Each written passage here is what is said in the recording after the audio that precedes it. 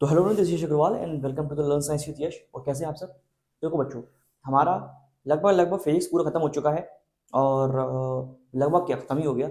और केमिस्ट्री का 3 चैप्टर खत्म हो गए। अब बारी आती है केमिस्ट्री के लास्ट चैप्टर की, वो है कार्बन एंड इट्स कंपाउंड। इसके बाद आता है पीरियोडिक टेबल वाला का चैप्टर है, वो अब नहीं है तुम्हारे में, अब तो वो डिलीट हो चुका है। तो हम कार्बन एंड इट्स कंपाउंड तक ही सीमित रहेंगे। तो फटाफट से देख लेते हैं कार्बोनेट्स कंपाउंड, और आज इस वीडियो में देखते हैं कहाँ तक हो पाता है। उसको पार्ट 1 में रख देंगे, देन उसके बाद हम पार्ट 2 पार्ट 3 में इसको खत्म कर चुके होंगे, ठीक है। और इस चैप्टर को हम डिटेल में पढ़ेंगे अच्छे से तरीके से, क्योंकि ये जो चैप्टर है ये साइंस वालों के लिए नींव है। ये जो चैप्टर है वो साइंस वालों के लिए नींव का काम करेगी। कैसे? क्योंकि देखो, आप आगे चल के अगर आर्ट्स ले लेते हो, कॉमर्स ले लेते हो तो बात अलग है, लेकिन जो बच्चे साइंस लेने वाले हैं उनके लिए ये चैप्टर वरदान है, क्योंकि उन्हें केमिस्ट्री में यही पढ़ना है। ये ऑर्गेनिक केमिस्ट्री का पार्ट है। ऑर्गेनिक ये जो कार्बोनेट्स कंपाउंड है, ये ऑर्गेनिक केमिस्ट्री का एक पार्ट है, जो कि आपके 11th में और 12th में एकदम डिटेल में आपके पास आएगा। तो हम स्टार्ट करते हैं कार्बन एंड इट्स कंपाउंड। बच्चों, कार्बन एंड इट्स कंपाउंड पढ़ने से पहले मैं कुछ बातें आपसे करना चाहता हूँ। जैसे कि कार्बन का ही एक चैप्टर क्यों है? जैसे कि हाइड्रोजन का भी तो कोई चैप्टर हो सकता था, सोडियम का भी तो कोई चैप्टर हो सकता था, नाइट्रोजन का भी तो कोई चैप्टर हो सकता था, लेकिन कार्बन का ही क्यों एक चैप्टर है? बाकी सारे चैप्टर्स में, बाकी एलिमेंट्स के क्यों नहीं चैप्टर्स? तो देखो, कार्बन की क्या क्या खासियत है। तो देखो, कार्बन के कंपाउंड मालूम है आपको कितने? लगभग 50 मिलियन कंपाउंड्स है कार्बन के। 50 मिलियन कंपाउंड्स कार्बन कार्बन के, समझ रहे हो? यानी कि मान के चलो 5 करोड़ कार्बन के ही कंपाउंड्स हैं। तो समझ लो कितने, इतने ज्यादा कंपाउंड, इतना ज्यादा इसका वर्चस्व होने का ये सबसे प्रमुख कारण है। क्यों? क्योंकि इतने सारे कंपाउंड्स इसके, है ना। और बाकी बहुत सारे कारण हैं इसके, वो भी हम देखेंगे कि ऐसा क्यों है, कि इसके लार्ज नंबर ऑफ कार्बन के कंपाउंड है, इसका क्या रीजन है। एक तो टेट्रावेलेंसी है, कैटिनेशन है, ये भी टॉपिक आएगा, आगे देखते हैं। तो सबसे पहले हम देखते हैं कार्बन क्या है ना। देखते हैं कार्बन क्या है। तो सबसे पहले सुनो, कार्बन, कार्बन एक एलिमेंट है। क्या है? कार्बन एक एलिमेंट है। कार्बन एक एलिमेंट है। क्या है? कार्बन एक एलिमेंट है, जिसका हम कन्फिग्रेशन अगर करना चाहें तो कैसे कर सकते हैं? 2,4। इसका कन्फिग्रेशन कैसे करेंगे? 2,4। यानी कि लास्ट सेल में इसके पास कितने इलेक्ट्रॉन्स रहते हैं? लास्ट सेल में इसके पास रहते हैं 4 इलेक्ट्रॉन्स, ठीक है। तो 4 वाली कंडीशन सर, जैसे अभी तक क्या होता था, तीन तीन इलेक्ट्रॉन्स रहते थे, किसी किसी एलिमेंट में 2 इलेक्ट्रॉन रहते थे, किसी किसी एलिमेंट में एक ही रहता था, जैसे कि क्लोरीन। तो सर, सॉरी, जैसे कि सोडियम। तो सर क्या होता था इस केस में? क्या करते थे हम? डोनेट कर देते या फिर गेन कर लेते थे, 1 2 3। लेकिन सर ये कौन सा केस है, इसमें 4 है। तो क्या हम 4 इलेक्ट्रॉन डोनेट करेंगे या 4 इलेक्ट्रॉन हम शेयर करेंगे? क्या करेंगे? या 4 इलेक्ट्रॉन हम लूज करेंगे? तो इसमें हम करते हैं बच्चों शेयर, क्योंकि ना ये डोनेट करता है ना ही ये लूज करता है। तो वो क्या है क्या नहीं है वो हम आगे देखेंगे। पहले थोड़ा सा इसका ओवरव्यू समझ लो, फिर धीरे धीरे हम इसके बारे में जानेंगे, ठीक है। तो मैंने बताया कार्बन क्या है, कार्बन एक एलिमेंट है, ठीक है। इसके बाद जिसको हम सिंबलाइज कर सकते हैं, किससे सिंबल से शो करते हैं? कार्बन का क्या सिंबल है? कार्बन का बच्चों सिंबल है सी। क्या सिंबल है? सी, ठीक है। इसके बाद बच्चों का देखें तो कार्बन के बारे में अगर मैं एक बात और बताऊं तो कार्बन एक नॉन मेटल है। कैसा है? नॉन मेटल है। कार्बन एक नॉन मेटल है, ठीक है। कार्बन एक नॉन मेटल है, और इनके काफी सारे आपको एलोट्रोप भी मिलेंगे। कार्बन के आपको बहुत सारे एलोट्रोप भी मिलेंगे, जैसे कि डायमंड। आप देखते हो डायमंड, उंगलियों में पहनते हो, नेकलेस पहनते हो, जो डायमंड होता है वो क्या है? डायमंड एक कार्बन का ही एलोट्रोप है। कोयला, जो अभी सर्दी चल रही है तो सर्दियों में हाथ तापते हैं कोयला लगा के, तो कोयला क्या है? डायमंड इसके कार्बन का ही एक, ठीक है। इसके बाद बच्चों देखो कि मैं आपको कुछ चीजें बताता हूँ कि कार्बन जो है वो किन किन फॉर्म में प्रेजेंट है। देखो, कार्बन जो है 0.02%, कार्बन 0.02%, कार्बन 0.02% मिनरल के फॉर्म में प्रेजेंट है। कार्बन 0.02% मिनरल की फॉर्म में प्रेजेंट है। किसकी फॉर्म में? In the form of mineral, मतलब मिनरल्स के फॉर्म में ये कार्बन प्रेजेंट है 0.02%। और अगर मैं आपको बताऊं 0.03% कार्बन एटमॉस्फेयर में प्रेजेंट है। 0.03% कार्बन एटमॉस्फेयर में प्रेजेंट है। एटमॉस्फेयर में सर ऐसे प्रेजेंट है कार्बन? नहीं, एटमॉस्फेयर में कार्बन प्रेजेंट है किस फॉर्म में? कार्बन डाइऑक्साइड की फॉर्म में। किसकी फॉर्म में? CO2, कार्बन डाइऑक्साइड के फॉर्म में। 0.03%, ठीक है। तो ये कुछ बातें आपको मैंने बताना जरूरी समझा। इसके बाद बच्चों एक टर्म आता है ऑर्गेनिक केमिस्ट्री, या फिर बोला जाए ऑर्गेनिक कंपाउंड। ऑर्गेनिक कंपाउंड की स्टडी को ही हम बोलते हैं ऑर्गेनिक केमिस्ट्री। जब हम ऑर्गेनिक कंपाउंड की स्टडी करने लगते हैं तो पूरे उस ब्रांच को हम बोल देते हैं ऑर्गेनिक केमिस्ट्री, ठीक है। अब ऑर्गेनिक कंपाउंड क्या होते हैं वो थोड़े से देख लेते हैं। ऑर्गेनिक कंपाउंड्स क्या होते हैं? Organic compounds. अच्छा एक चीज है, दो टर्म्स आते हैं आपके सामने, एक तो होता है ऑर्गेनिक कंपाउंड और एक होता है कार्बन कंपाउंड्स। ये दोनों में क्या अंतर है वो भी सीखना भी आप देखना। तो देखो क्या होता है ऑर्गेनिक कंपाउंड्स, तो ऑर्गेनिक कंपाउंड ऐसे कंपाउंड होते हैं जो कार्बन बेस्ड होते हैं, यानी कि ऐसे कंपाउंड जिसमें कार्बन प्रेजेंट हो। क्या बोलोगे? ऐसे कंपाउंड जिसमें कार्बन प्रेजेंट हो, ऐसे कंपाउंड जिसमें कार्बन प्रेजेंट हो। कंपाउंड्स which have carbon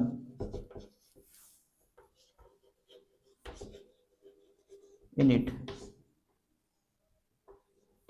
यानी क्या हो? कार्बन प्रेजेंट हो। ऐसे कंपाउंड जिसमें कार्बन प्रेजेंट हो तो वो हो जाते हैं ऑर्गेनिक कंपाउंड। क्या होते हैं? ऑर्गेनिक कंपाउंड, ठीक है। और कार्बन कंपाउंड क्या होते हैं? कार्बन कंपाउंड होते हैं ऐसे कंपाउंड जो कार्बन से मिलकर बनते हैं, जो कार्बन से मिलकर बनते हैं, ऐसे कंपाउंड उसको बोलते हैं कार्बन कंपाउंड्स, ठीक है। और ऑर्गेनिक कंपाउंड क्या होते हैं? ऑर्गेनिक कंपाउंड क्या होते हैं? ऑर्गेनिक कंपाउंड होते हैं जो कार्बन से मिलकर बने होते हैं। क्या ये डेफिनेशन सही है? मैंने आपसे बताया कि ऑर्गेनिक कंपाउंड ऐसे कंपाउंड होते हैं कि जो कार्बन से मिलकर बने होते हैं। क्या ये डेफिनेशन सही है? नहीं, ये डेफिनेशन पूरी तरीके से सही नहीं है। ये डेफिनेशन सिर्फ और सिर्फ 40% सही है। अब सुनो, ये डेफिनेशन सही कैसे करें सर? तो देखो अब मैं आपको बताता हूं इस डेफिनेशन को आप सही कैसे करोगे। देखो कार्बन कंपाउंड ऐसे कंपाउंड होते हैं जो कार्बन से मिलके बने होते हैं, उन्हें बोलते हैं कार्बन कंपाउंड्स। लेकिन ऑर्गेनिक कंपाउंड होते हैं बच्चों, ऑर्गेनिक कंपाउंड होते हैं ऐसे कंपाउंड जिसमें हाइड्रोकार्बन्स हो, ऐसे कंपाउंड जिसमें हाइड्रोकार्बन्स हो। कैसे हो? हाइड्रोकार्बन्स हो, जिनमें हाइड्रोकार्बन्स हो, या फिर एंड क्या बोल दो, और इट्स डेरिवेटिव्स। ये है इसकी प्रॉपर डेफिनेशन। ऑर्गेनिक कंपाउंड की डेफिनेशन ये है कि ऐसे कंपाउंड जो जिसमें हाइड्रोकार्बन्स हो या फिर उसी के डेरिवेटिव्स हो। हाइड्रोकार्बन्स का मतलब जिसमें हाइड्रोजन और कार्बन दोनों हो, जिसमें हाइड्रोजन प्लस कार्बन दोनों ही हो, तो उनको बोलते हैं हाइड्रोकार्बन्स। ऐसे कंपाउंड जो हाइड्रोकार्बन से बनते हो, या फिर उसके डेरिवेटिव से बनते हो, उसको बोलते हैं ऑर्गेनिक कंपाउंड। और ऐसे कंपाउंड जिसमें कार्बन प्रेजेंट होता है उनको बोलते हैं कार्बन कंपाउंड। क्या बोलते हैं? Carbon compounds. क्या बोलते हैं बच्चों? कार्बन कंपाउंड, ठीक है। इसको ऑर्गेनिक कंपाउंड नहीं बोलते। तो इसीलिए ये अंतर बताने के लिए मैंने आपको इसमें ये लिखा था और आपको थोड़ा सा कंफ्यूज करने की कोशिश की थी कि क्या होता है कार्बन कंपाउंड और क्या होता है ऑर्गेनिक कंपाउंड, ठीक है। छोटा सा माइनर डिफरेंस है, वो है हाइड्रोजन का, ठीक है। हाइड्रोजन प्लस कार्बन जिसमें ऐड हो जाए तो वो हो गए ऑर्गेनिक कंपाउंड, लेकिन जिसमें कार्बन कार्बन की बात चल रही है तो वो हो जाएंगे कार्बन कंपाउंड्स, ठीक है। चलो आगे बढ़ते हैं। इसको हटा रहा हूं मैं, ठीक है, इसको रेस कर रहा हूं क्योंकि जगह चाहिए हमें। इसके बाद हम देखते हैं कार्बन की प्रॉपर्टीज, ठीक है। इसको नोट कर लेना, मैं साइड में हो जा रहा हूं, फटाफट से इसका स्क्रीनशॉट ले लो और नोट कर लेना, ठीक है।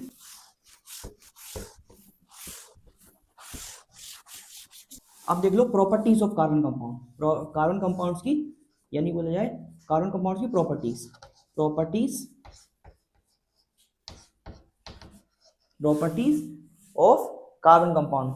ऑफ कार्बन कंपाउंड, कार्बन के जो कंपाउंड होते हैं उनकी प्रॉपर्टीज पे हम थोड़ा सा गौर कर लेते हैं कि क्या होते हैं कार्बन कंपाउंड, उनकी प्रॉपर्टीज। तो देखो फर्स्ट प्रॉपर्टीज, अगर हम पहली प्रॉपर्टी की बात करें तो हम बोलेंगे कार्बन कंपाउंड जो होते हैं वो हमेशा कोवैलेंट बॉन्ड फॉर्म करते हैं। कार्बन कंपाउंड जो होते हैं इट फॉर्म्स ऑलवेज कोवैलेंट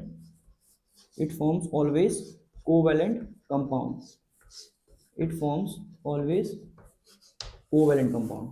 क्या मतलब कोवैलेंट कंपाउंड का सर? ये नया टर्म आपने सिखा दिया। देखो कोवैलेंट कंपाउंड ऐसे कंपाउंड होते हैं जो शेयरिंग से बनते हैं।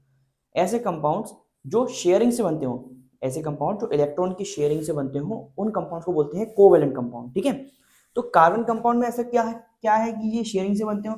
अब मेरी एक बात सुनो ध्यान से, देखो ये है कार्बन का स्ट्रक्चर, ये है कार्बन का स्ट्रक्चर, ठीक है। कार्बन के स्ट्रक्चर में या तो चलो 2 चले गए क्योंकि 6 होते हैं इलेक्ट्रॉन इसके पास, तो 2 यहाँ चलेगा और 4 नेक्स्ट सेल में, 1 2 3 और 4। अच्छा, इसको सेटिस्फाई होने के लिए, 4 की जरूरत है, 4 की जरूरत है। अच्छा, अब इसमें 2 केस बनेंगे, या तो ये 4 इलेक्ट्रॉन को लूज कर दे, 4 इलेक्ट्रॉन को लूज कर दे, या फिर 4 इलेक्ट्रॉन को क्या करे, गेन कर ले। 4 इलेक्ट्रॉन को लूज कर दे या फिर 4 इलेक्ट्रॉन को गेन कर दे। दोनों ही केस में क्या होगा बच्चों, दोनों ही केस में ये सेटिस्फाई हो जाएगा। क्यों, देखो 4 इलेक्ट्रॉन अगर इसने लूज कर दिया तो ये खत्म हो गया और ये बचा, और स्टेबिलिटी आ जाएगी इसमें, ठीक है।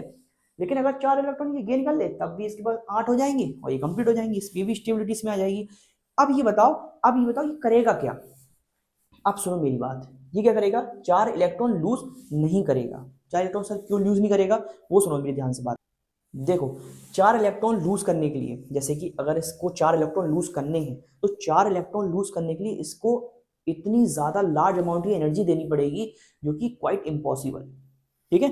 ये इसका रीजन है। यह रीजन क्या है कि 4 इलेक्ट्रॉन लूज करने के लिए एक लार्ज अमाउंट की एनर्जी रिलीज होगी, लार्ज अमाउंट की एनर्जी देनी पड़ेगी इसको, लार्ज अमाउंट की एनर्जी इसको देनी पड़ेगी, लार्ज अमाउंट की एनर्जी इसको देनी पड़ेगी, रिक्वायर्ड, ठीक है। लार्ज अमाउंट एनर्जी रिक्वायर्ड, इसको किसको, 4 इलेक्ट्रॉन को लूज करने के लिए लार्ज अमाउंट की एनर्जी देनी पड़ेगी, और वो पॉसिबिलिटी है नहीं है। अब नेक्स्ट पॉइंट कि चलो ये वाला समझ में आ गया कि 4 इलेक्ट्रॉन लूज नहीं कर सकता। अब बारी आती है 4 इलेक्ट्रॉन गेन करने की। तो 4 इलेक्ट्रॉन सर ये गेन कर रहा है, ठीक है, 4 इलेक्ट्रॉन को गेन कर रहा है स्टेबिलिटी लाने के लिए। अब देखना 4 इलेक्ट्रॉन को इसने कर लिया गेन, चलो ऐसी सिचुएशन बना लेते हैं कि 4 इलेक्ट्रॉन को वो गेन कर रहा है, ठीक है।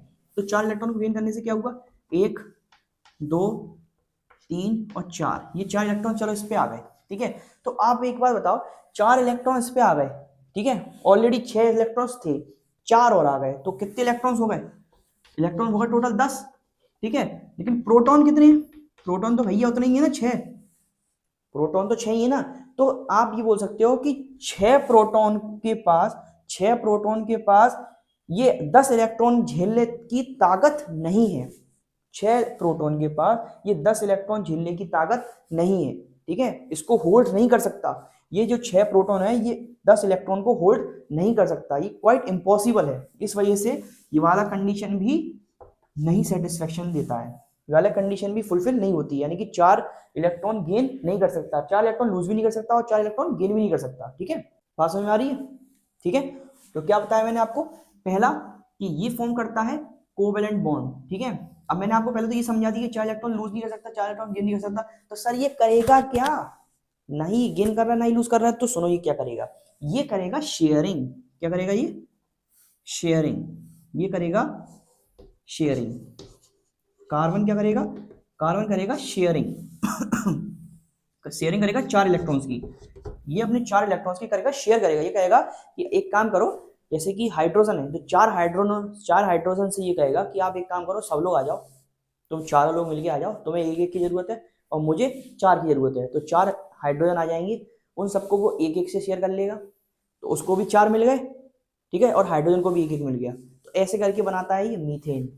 जैसे कि मैं आपको क्या बताना चाह रहा हूँ कि देखो ये कार्बन है, इसको चाहिए 4 इलेक्ट्रॉन शेयर करने की, इसको 4 इलेक्ट्रॉन शेयर करने हैं, ठीक है, और हाइड्रोजन आ गया, और हाइड्रोजन आ गया, इसने हाइड्रोजन से बात कर ली, तो इसके बाद 4 इलेक्ट्रॉन है लास्ट में शेयर करने के लिए। अब हाइड्रोजन से इसने बात कर ली, हाइड्रोजन आ गया, उसने कहा 4 हाइड्रोजन आ जाओ, तो एक हाइड्रोजन यहाँ आ गया, दूसरा हाइड्रोजन अपना इलेक्ट्रॉन एक लेके यहाँ आ गया, तीसरा हाइड्रोजन अपना एक इलेक्ट्रॉन लेके आ गया, और चौथा हाइड्रोजन भी अपना एक इलेक्ट्रॉन लेके आ गया। बस सारे हाइड्रोजन ने क्या करा, एक एक से क्या कर लिया, एक एक से शेयर कर लिया, तो हाइड्रोजन भी सेटिस्फाई हो गया। अब कार्बन कहता है कि एक काम करो, तुम भी अपना सब एक एक मुझे दे दो, तो हम शेयरिंग कर लेंगे, तो कार्बन भी इन सब से एक एक इलेक्ट्रॉन लेके शेयर कर लेता है। तो ऐसे करके बनता है मीथेन। क्या बनता है, मीथेन। आगे सिखाएंगे ये मीथेन क्या है, डोंट वरी, अभी तो बस मैंने एग्जांपल ही बता दिया। CH4 बनेगा, CH4 मीथेन, तो इस तरीके से बनता है। तो कहने का मतलब ये है कि कार्बन जो है क्या करता है, कोवेलेंट बॉन्डिंग करता है। कोवेलेंट बॉन्ड का मतलब होता है ऐसे बॉन्ड जो इलेक्ट्रॉन के शेयरिंग से बनते हो, ऐसे बॉन्ड जो इलेक्ट्रॉन के शेयरिंग से बनते हो। देखो मैं आपको बताता हूँ, देखो डेफिनेशन देखो फटाफट से, देखो नोट करो। तो डेफिनेशन आप लिखो कि an compound form after sharing a electron, in compound form after a sharing an electron is known as covalent covalent compound.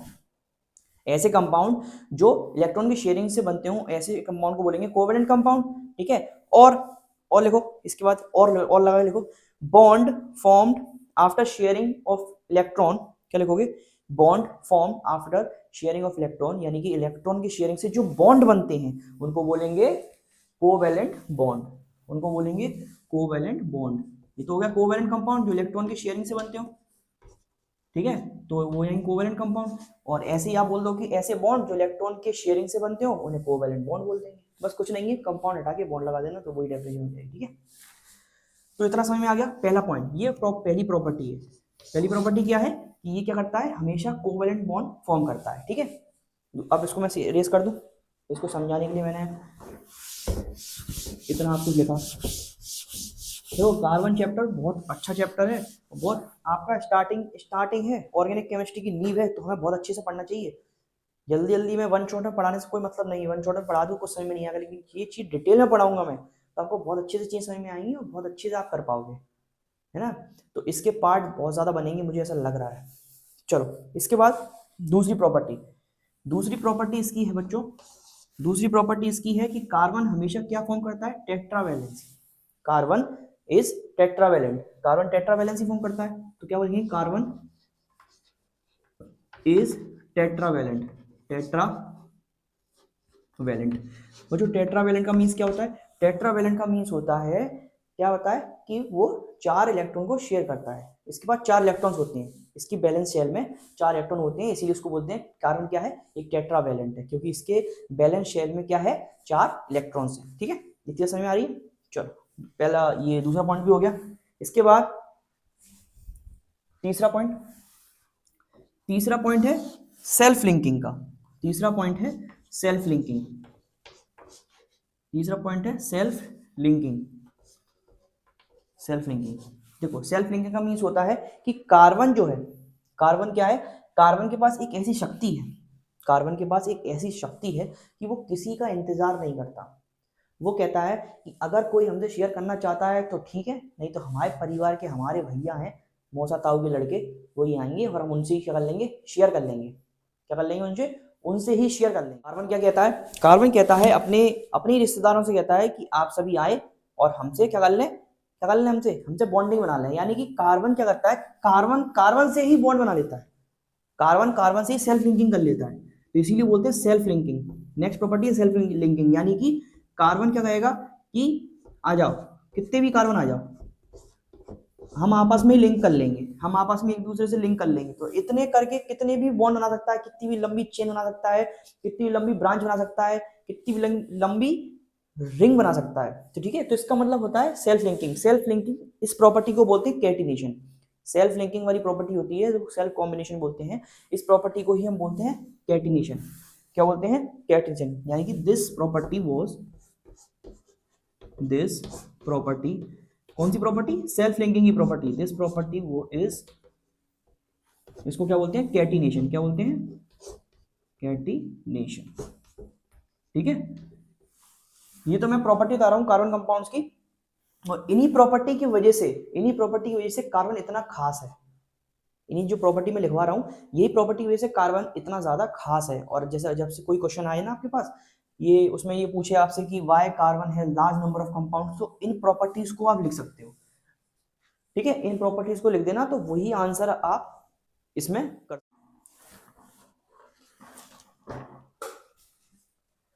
तो ये कुछ प्रॉपर्टीज हो गई, ये प्रॉपर्टी मैंने आपको बता दी। इसके बाद और चीज सीख लो कि कार्बन के क्या होते हैं, एलोट्रोप्स होते हैं, कार्बन के क्या होते हैं, एलोट्रोप्स होते हैं।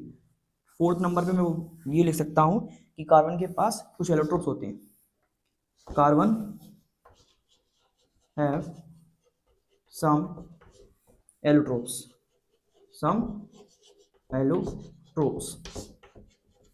ठीक है।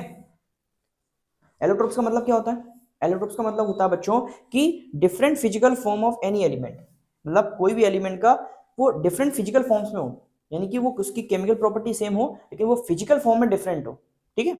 क्या बोलोगे, एलोट्रोप्स क्या होते हैं कि एलोट्रोप्स क्या होते हैं, एलोट्रोप होते हैं different physical forms, different physical different physical form of an element, किसी भी एलिमेंट के डिफरेंट फिजिकल फॉर्म में, कोई भी एलिमेंट आपको डिफरेंट डिफरेंट फिजिकल फॉर्म्स में मिले उसको बोलते हैं एलोट्रोप्स। जैसे कि कार्बन जो है, कार्बन के कुछ एलोट्रोप्स हैं जैसे कि डायमंड, कार्बन के कुछ एलोट्रोप्स हैं जैसे कि डायमंड, डायमंड एक कार्बन का एलोट्रोप है, ठीक है, जैसे कि ग्रेफाइट, डायमंड और ग्रेफाइट। एक और है जिसका हम ज्यादा यूज नहीं करते और आपके पेपर में आता भी नहीं है, इसको हम बोलते हैं बकमिंस्टर फुलरेंस, इसको बोलते हैं बकमिंस्टर फुलरेंस, ठीक है। चलो अब देख लेते हैं इनके बारे में, थोड़ा बहुत जान लेते हैं कि ये क्या क्या है, क्योंकि बोर्ड्स में आ जाता है। तो ये फटाफट से देख लो, ये है तुम्हारे एलोट्रोप जो कि मैंने यहाँ पे साइड में लिख लिए ऑलरेडी, ठीक है। तो सबसे पहले एक एक करके देख लेते हैं, जैसे कि डायमंड। तो बच्चों डायमंड जो होता है, जैसे कि हम देखते हैं डायमंड कैसा होता है, डायमंड पहनने की सबको बहुत बड़ी इच्छाएं हैं, डायमंड सबको पहनना है। तो देखो डायमंड जो होता है वो कैसा होता है, स्ट्रॉन्ग 3D स्ट्रक्चर होता है डायमंड का, डायमंड का एक स्ट्रॉन्ग 3D स्ट्रक्चर होता है। मैं डायग्राम लगा दूंगा, ये देखो ये डायग्राम, ये आपको दिख रहा है डायग्राम, इस डायग्राम में आपको क्या दिख रहा है, इस डायग्राम में ये जो डायमंड है इसका एक 3D स्ट्रक्चर आपको दिख रहा है, 3D स्ट्रक्चर दिख रहा है डायग्राम, डायग्राम में आपको डायमंड का। तो ये है डायमंड, ठीक है। इसके बाद आप देखो डायमंड कैसा होता है, किस नेचर का होता है, डायमंड जो होता है हार्ड नेचर का होता है। कैसा होता है डायमंड, हार्ड होता है डायमंड। जो डायमंड है, ये दिख रहा है डायमंड, ये कैसा है, ये हार्ड नेचर का है, कैसा है, हार्ड है, ठीक है। इसके बाद क्या होता है, इसके जो मॉलिक्यूल्स होते हैं, डायमंड के जो मॉलिक्यूल्स होते हैं वो आपस में क्लोजली पैक्ड होते हैं। डायमंड क्यों हार्ड है, देखो डायमंड हार्ड होने का रीजन ये है कि डायमंड की जो मॉलिक्यूल्स है वो आपस में कैसे क्लोजली पैक्ड है। अब आप ये देखिए इसकी जो मॉलिक्यूल होंगे ये आपस में क्लोजली पैक है, तभी तो कोई ये चीज हार्ड है। अगर इसके मॉलिक्यूल्स दूर दूर होंगे तो ये तो सॉफ्ट नहीं हो जाएगा। गाइस लाइट चली गई इसलिए थोड़ा सा डिस्टर्बेंस हो गया, लेकिन कोई बात नहीं, मैंने उतना पार्ट काट दिया है। अब देख लो मैं पढ़ा रहा था कि कार्बन के जो मॉलिक्यूल होते हैं, मॉलिक्यूल कैसे होते हैं, क्लोजली पैक्ड होते हैं। इस क्योंकि कार्बन के मॉलिक्यूल जो है वो आपस में कैसे हैं, बिल्कुल टाइटली पैक्ड है। टाइटली पैक्ड होने के कारण क्या है, जो डायमंड जो है वो कैसा है, हार्ड नेचर का है। कैसे नेचर का है, हार्ड नेचर का है। इसके बाद ये जो है डायमंड के जो मॉलिक्यूल्स हैं, मैंने आपको बताया डायमंड के जो मॉलिक्यूल्स हैं वो आपस में कैसे हैं, क्लोजली पैक्ड हैं। अब जब मॉलिक्यूल्स आपस में क्लोजली पैक्ड होंगे तो इनमें कोई फ्री आइंस होंगे, आपको बताओ, इसमें फ्री इलेक्ट्रॉन्स होंगे, सॉरी कोई इसमें फ्री इलेक्ट्रॉन्स होंगे, नहीं होंगे। तो इसीलिए इनमें फ्री इलेक्ट्रॉन्स नहीं होते हैं, और फ्री इलेक्ट्रॉन्स नहीं होते हैं इसी वजह से डायमंड इलेक्ट्रिसिटी कंडक्ट नहीं करा पाता है। तो यहाँ पे आप ये भी लिख सकते हो कि डायमंड जो है वो इलेक्ट्रिसिटी को कंडक्ट नहीं करा सकता, इलेक्ट्रिसिटी को कंडक्ट नहीं कर सकता। क्यों, क्योंकि इसमें फ्री आइंस नहीं होते, फ्री इलेक्ट्रॉन्स नहीं होते। इसके बाद इसके यूजेस देख लो, तो यूजेस में क्या देखोगे आप कि डायमंड कहाँ का यूज होता है। डायमंड पहले तो ज्वेलरी, जो तो हम जानते हैं ज्वेलरी में यूज होता है। दूसरा डायमंड यूज होता है आई सर्जरी में, जो आंखों की सर्जरी होती है उसमें भी डायमंड यूज होता है, ठीक है। इसके बाद ड्रिलिंग, जो ड्रिलिंग वगैरह होती है वहां पर भी जो इक्विपमेंट्स होते हैं ड्रिलिंग के, उसमें डायमंड यूज होता है, ठीक है। इसके बाद देख लो बेटा ग्रेफाइट।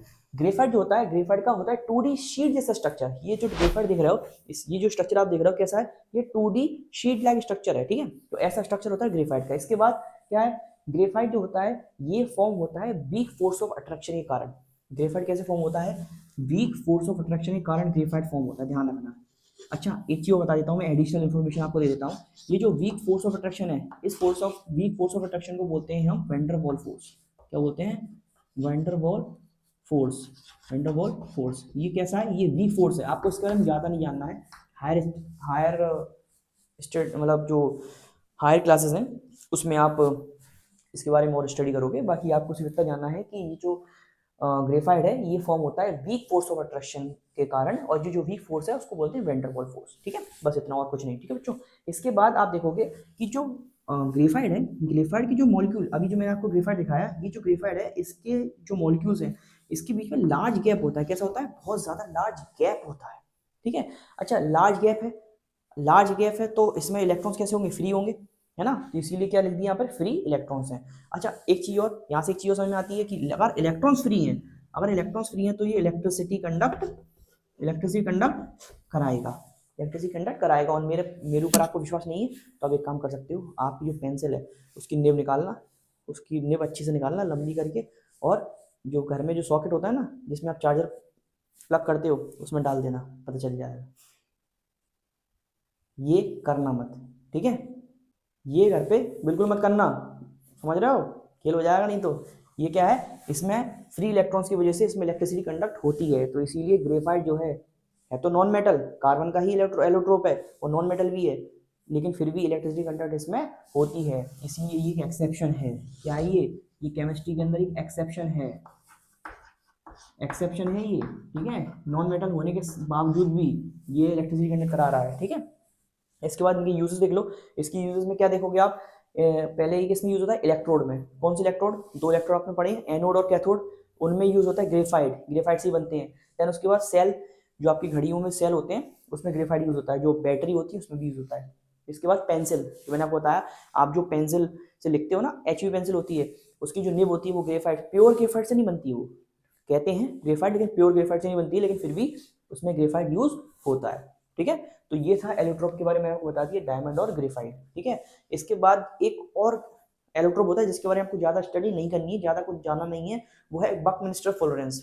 क्या है, बकमिंस्टर फुलरेंस। बकमिंस्टर फुलरेंस का जो स्ट्रक्चर देखोगे वो डोम जैसा देखोगे, क्या देखोगे, डोम लाइक स्ट्रक्चर, ठीक है। वो बकमिंस्टर फुलरेंस का सिर्फ इतना ही आपको जानना है कि डोम लाइक स्ट्रक्चर है इसका। और इसकी जो स्टडी थी इसके बारे में बताया गया कि थोड़ा नई स्टडी है, इनसे इनके मतलब इनके बाद वो स्टडी आई है, इसलिए ज़्यादा कुछ इंपॉर्टेंट नहीं है और ज़्यादा पेपर में भी नहीं आता। मैंने आपको बता दिया कि बकमिंस्टर फुलरेंस नाम का भी एक कार्बन का ही एक एलोट्रोप है, ठीक है। चलो नेक्स्ट, इसके बाद बच्चों एक टॉपिक आता है कोवेलेंट कंपाउंड, तो वो भी देख लें फटाफट से। कोवेलेंट कंपाउंड वो खत्म करने के बाद इस पार्ट में इतना ही रखते हैं, इसके बाद हम पार्ट 2 में हाइड्रोकार्बन से स्टार्ट करेंगे प्रॉपर, ठीक है। तो कोवेलेंट बॉन्ड देख लेते हैं, कोवेलेंट बॉन्ड क्या होता है। सबसे पहले मेरी बात सुनो, कोवेलेंट बॉन्ड के बारे में सबसे पहले एक फैक्ट सुन लो कि मेटल्स जो होते हैं बच्चों, मेटल्स मेटल्स जो होते हैं वो कभी भी कोवेलेंट बॉन्ड फॉर्म नहीं कर सकते। Metals do not form covalent bond metals form नहीं करते। तो कोवेलेंट बॉन्ड फॉर्म करते कौन है, नॉन मेटल्स करते हैं, ठीक है। नॉन मेटल्स क्या करते हैं, कोवेलेंट बॉन्ड फॉर्म करते हैं, नॉन मेटल फॉर्म, ठीक है।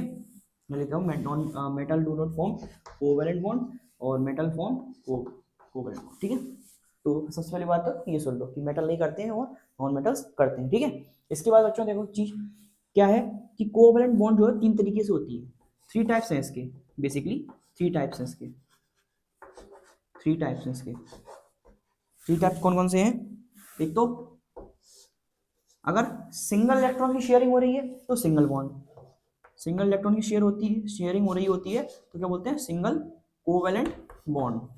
एक होता है double covalent bond, double covalent bond, इसमें क्या होता है इसमें 2 इलेक्ट्रॉन की शेयरिंग हो रही होती है। और एक होता है triple covalent bond, triple covalent bond, इसमें क्या होता है 3 इलेक्ट्रॉन्स की शेयरिंग हो रही होती है। एक एक एग्जांपल देख लेते हैं। सिंगल कोवेलेंट बॉन्ड का एग्जांपल देखो, हाइड्रोजन के लास्ट सेल में कितने होते हैं, लास्ट सेल के बेचारे पास है ही एक ही, उसमें लास्ट और बाद में क्या, पहला और आखिरी क्या, तो उसके पास क्या है, एक इलेक्ट्रॉन है। तो एक इलेक्ट्रॉन हाइड्रोजन अपना देता है और दूसरा हाइड्रोजन एक और चल के आता है, वो भी अपना एक इलेक्ट्रॉन देता है। ये आपस में करते हैं शेयर, तो ये करते हैं आपस में शेयर करते हैं। तो इसने क्या करा, इससे शेयर कर लिया और इसने क्या करा, इससे शेयर कर लिया। तो इसमें कितने इलेक्ट्रॉन की शेयरिंग हो रही है, एक एक इलेक्ट्रॉन की शेयरिंग हो रही है, तो इसलिए इसको बोलते हैं सिंगल कोवेलेंट बॉन्ड, ठीक है। अब डबल बॉन्ड के बारे में देख लेते हैं। डबल बॉन्ड जैसे कि ऑक्सीजन, ऑक्सीजन है, ऑक्सीजन के लास्ट सेल में कितने इलेक्ट्रॉन्स है, ऑक्सीजन के लास्ट इलेक्ट्रॉन में कितने, सॉरी ऑक्सीजन के लास्ट सेल में कितने इलेक्ट्रॉन बचते हैं,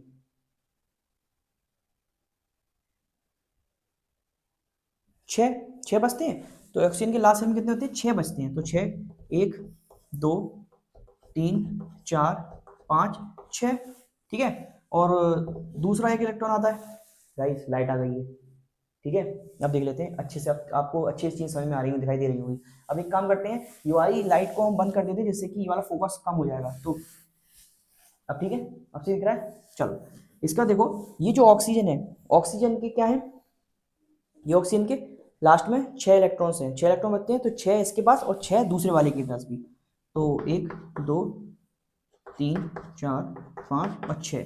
अब आप क्या देखोगे, अब आप देखोगे शेयरिंग। तो देखो इसको जरूरत है 2 की, इस वाले ऑक्सीजन को जो 2 की जरूरत है, तो 8 हो जाएंगे तो ये कंप्लीट हो जाएंगे। इस वाले को भी 2 की जरूरत है तो 8 हो जाएंगे, ये भी कंप्लीट हो जाएंगे। तो ये दो इलेक्ट्रॉन क्या करते हैं, आपस में शेयर कर लेते हैं। तो देखो इसने क्या कर लिया, 2 इलेक्ट्रॉन इससे शेयर कर लिए, इसने क्या करा, इसने भी 2 इलेक्ट्रॉन इससे शेयर कर लिए। तो यहाँ पर कितने इलेक्ट्रॉन की शेयरिंग हो रही है, कितने की, 2 इलेक्ट्रॉन की शेयरिंग हो रही है, कितने की, 2 इलेक्ट्रॉन की। तो इसलिए डबल कोवेलेंट बॉन्ड। अच्छा एक एग्जांपल और देख लेते हैं, ट्रिपल बॉन्ड वाला, ट्रिपल बॉन्ड वाला एग्जांपल आप देख लो नाइट्रोजन का। नाइट्रोजन के लास्ट शेल में, नाइट्रोजन के लास्ट सेल में होते हैं 5 इलेक्ट्रॉन्स। कितने होते हैं? 5। तो क्या करता है? 1 2 3 4 5। ठीक है, कितनी जरूरत है? 3 और 3 की और जरूरत है, तभी तो 3 और ले लेगा, तभी तो 8 हो जाएंगे और फिर कंप्लीट हो जाएंगे, है ना। तो क्या करता है? एक और नाइट्रोजन चल के आता है, ये करता है, ये भी अपने 5 इलेक्ट्रॉन लेके आता है। फिर क्या कहता है? ये वाला नाइट्रोजन कहता है इस वाले नाइट्रोजन से, भाई आप अपने 3 इलेक्ट्रॉन से हमारे साथ शेयरिंग कर लो। ये वाला कहता है आप भी कर लो भैया। तो लो, हम दोनों ने आपस में शेयरिंग कर ली, कितने इलेक्ट्रॉन की? 3 इलेक्ट्रॉन की। तो इसीलिए इसको बोल दिया ट्रिपल कोवेलेंट बॉन्ड। तो बच्चों ये होता है कोवेलेंट बॉन्ड, ठीक है। और कार्बन, कार्बन सदाबहार है। कार्बन क्या कहता है कि हम तो सिर्फ शेयरिंग करेंगे, ना किसी को देंगे ना किसी से लेंगे, हम सिर्फ शेयरिंग करेंगे। और कार्बन भी कोवेलेंट बॉन्ड बनाता है, और कितने बनाता है? बहुत सारे बनाता है, और सारे के सारे सीखेंगे, डोंट वरी। अब नेक्स्ट पार्ट जो आपका आएगा, मैं आपको बताता हूँ, नेक्स्ट पार्ट जो आएगा वो आएगा हाइड्रोकार्बन्स का, ठीक है। हाइड्रोकार्बन सीखेंगे। हाइड्रोकार्बन्स का सीखने के बाद हाइड्रोकार्बन्स की प्रॉपर्टीज देख लेंगे। फिर उसके बाद हम स्टार्ट करेंगे होमोलॉगस सीरीज, ठीक है। होमोलॉगस सीरीज देखेंगे और होमोलॉगस सीरीज की प्रॉपर्टी देखेंगे। देन उसके बाद हम ढेर सारे क्वेश्चंस करेंगे, एल्केन एल्कीन एल्काइन इन सबके क्वेश्चन करेंगे, तो वो पार्ट 2 खत्म करेंगे, ठीक है। और कुछ प्रॉपर्टीज भी कर लेंगे, केमिकल प्रॉपर्टीज वाली, यानी कि होमोलॉगस वाला पार्ट अलग करेंगे अलग से, जिसमें अल्कोहल, फंक्शनल ग्रुप सब कुछ सिखा दूंगा। और लगभग मेरे ख्याल से मुझे लगता है 4 या 5 पार्ट इसके आएंगे, और इतने में आपको खत्म कर देंगे पूरा चैप्टर। ये इतना टाइम मैं इसलिए ले रहा हूँ आपको, क्योंकि ये जो चैप्टर बहुत अच्छा चैप्टर है, बहुत इंपॉर्टेंट चैप्टर है। तो इसलिए थोड़ा सा टाइम आप दीजिए और आप डिटेल में सीखिए, ठीक है। वन शॉट का चैप्टर नहीं है, तो कोई भी अगर आपको इसमें इस चैप्टर को वन शॉट में सिखा रहा है, तो आप मत पढ़िए, क्योंकि देखो बेटा, वन शॉट का चैप्टर तो पहले तो मेरे ख्याल से है नहीं, और 1 घंटे का ये चैप्टर है नहीं। 1 घंटे में अगर कोई वीडियो डली है तो बिल्कुल मत देखो, कतई मत देखो। कम से कम अगर वन शॉट 3 घंटे, 4.5 घंटे का वन शॉट है, तो चलो ठीक है, वैलिड है वो, ठीक है। तो 1 घंटे का चैप्टर ये नहीं है, हम आराम से पढ़ेंगे। लगभग लगभग 30 30 40 40 मिनट की वीडियो आती रहेंगी, 1 घंटे की वीडियो आती रहेंगी हमारी, और 4 या 5 वीडियो में खत्म हो जाएगा, ठीक है। तो मिलते हैं हम नेक्स्ट वीडियो में। यहाँ तक हम इतना हमने कर लिया, इसके बाद हम मिलते हैं नेक्स्ट वीडियो में, जिसमें हम पढ़ेंगे हाइड्रोकार्बन्स, ठीक है। तब तक के लिए बाय बाय और जय हिंद।